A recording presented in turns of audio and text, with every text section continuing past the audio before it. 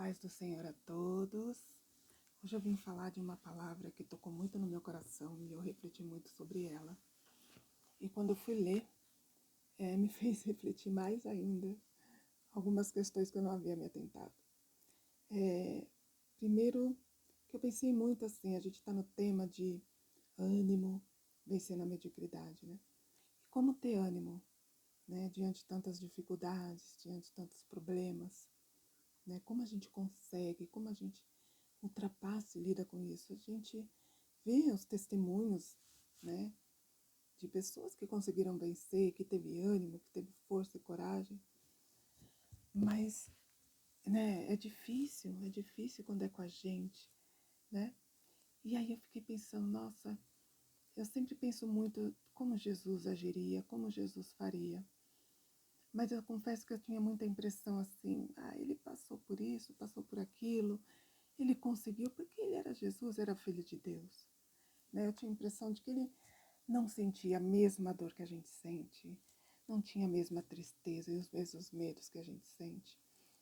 Mas aí quando eu fui ler Mateus 26, a partir do versículo 36, que foi até, acho que 45, eu fiquei pensando muito e ali me mostrou muito a humanidade de Jesus, né? E ali eu vou ler aqui para vocês, é quando Jesus vai orar no Getsemane.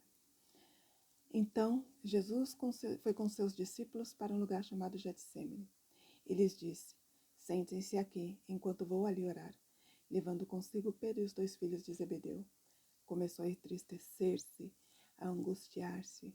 Disse-lhes então, a minha alma está profundamente triste, numa tristeza mortal.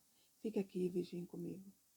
Eu confesso que eu nunca tinha me atentado a essa parte em que ele fala que a alma dele está profundamente triste, numa tristeza mortal.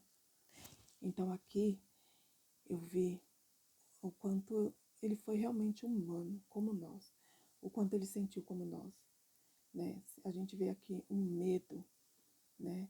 Uma angústia. Ele não queria passar por aquilo, né? Por isso que ele foi orar. É como a gente também não quer. Então, indo um pouco mais adiante, prostou-se o rosto em terra e orou. Meu pai, se for possível, afasta de mim este cálice. Contudo, não seja como eu quero, mas sim como tu queres. Depois voltou aos seus discípulos e encontrou dormindo. Vocês não puderam vigiar comigo nem por 1 hora? Perguntou ele a Pedro. Vigiem e orem, para que não caia em tentação. O espírito está pronto, mas a carne é fraca. E retirou-se outra vez para orar. Quer dizer, não só o nosso espírito que está pronto, não é só a nossa carne que é fraca, a dele também era. A carne de Jesus também era fraca. Por isso que ele ia orar. Por isso que ele se retirou e voltou a orar. E a sua oração foi, meu Pai, se não for possível afastar de mim este cálice, sem que eu beba, faça-se a tua vontade. Olha que ele sabia que ele tinha que passar, ele sabia que isso fazia parte do processo, né, do que estava escrito, mas ele pediu a Deus para afastar aquilo, para que ele não tivesse que passar por aquele problema. Mas que se era da vontade de Deus, que fosse feita a vontade dele. E ele continuou, e ele foi em frente, e ele enfrentou tudo. E nem por isso ele enfrentou tudo com revolta, né? Quando Pedro vai lá e corta a orelha do soldado, ele repreende Pedro de não agir daquele jeito. Ele podia estar revoltado, né? Mas não. Por quê? Porque ele acreditava na promessa do Pai. Ele sabia o que ia acontecer, né? E ele tinha um amor, o amor puro e verdadeiro.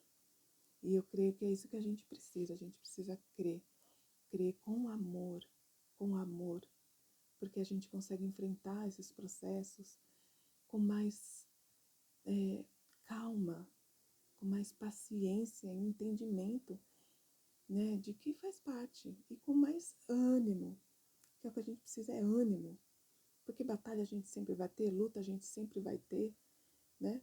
A gente só precisa vencer eles e ultrapassar eles com ânimo, com determinação e com fé. Eu ainda estou processando essa palavra, sinceramente, e procurando esse ânimo, essa força, né, para vencer essa mediocridade, sair dessa média, né? Crer, mas não crer muito, eu acredito, mas eu tenho um pezinho atrás, né? Às vezes a gente crê em Deus, mas a gente confia desconfiando, né?